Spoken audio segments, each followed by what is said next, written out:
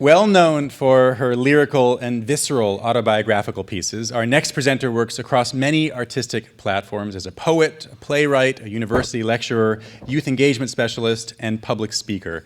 Turiya Autry is currently the host of Poetic License, a radio show on KBOO that highlights the work of artists she meets as she travels the country. She's a native Oregonian and a former Portland Slam poetry champion. She's also the author of the poetry collection Roots, Reality, and Rhyme. Tonight, she is going to take us on a 5-minute poetic journey that bridges the personal and the political. Please welcome Turiya Autry.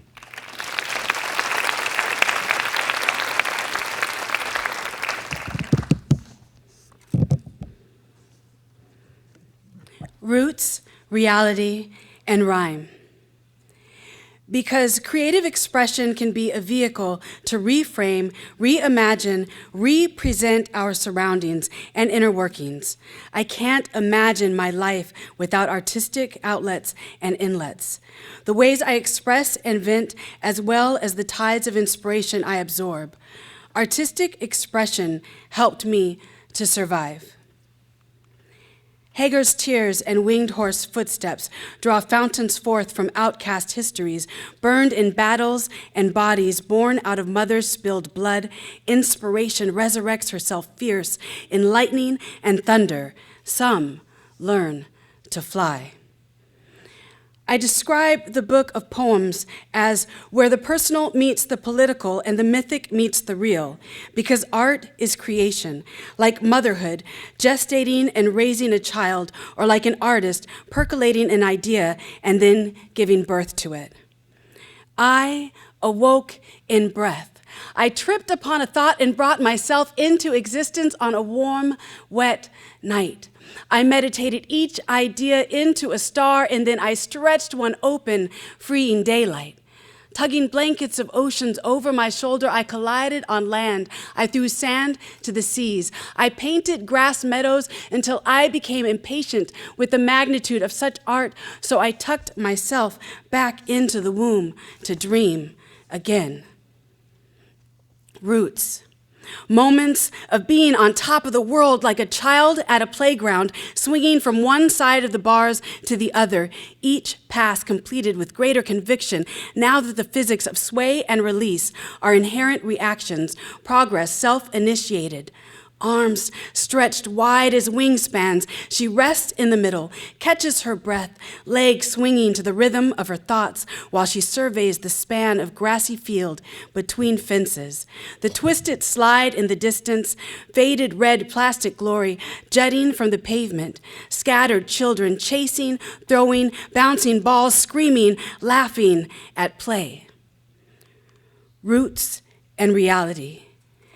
I come to terms with blackness, or another page in the chapter of lifetime meditations around my identity.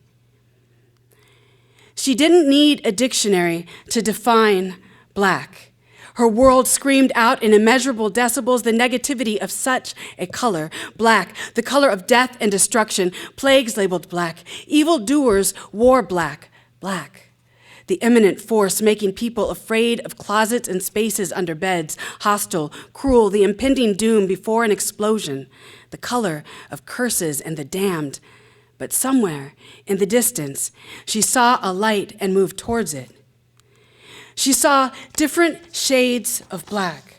Black like the wheels of time forever moving forward, black of ships' hulls survived, black of railroad tracks forged by hand, black asphalt well-trodden that maintains its composure, black soil feeding the deepest roots of ancient trees, the black of a universe unknown and ocean depths untapped, black musical notes scrawled on paper, singing melodies of sweet sadness, black of closed eyelids, colors of percolating dreams not yet begun in sleep's passing, black fluid in an inkwell full of stories yet untold.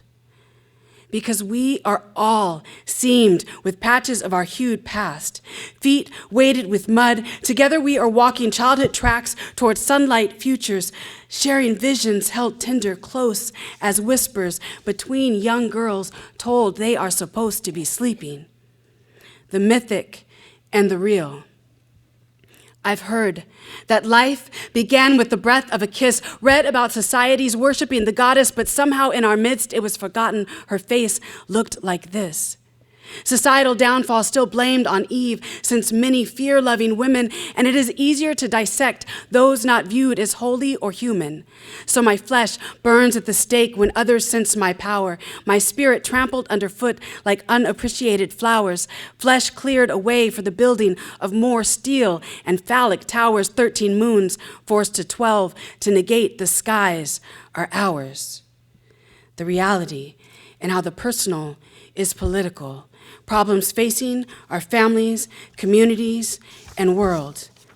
My art is my attempt to save myself and hopefully others in need of healing in times of trauma. As I, the unskilled surgeon, attempt to resurrect the dead with bare hands and the magic they hold, it is our love stronger than death itself which makes us whole.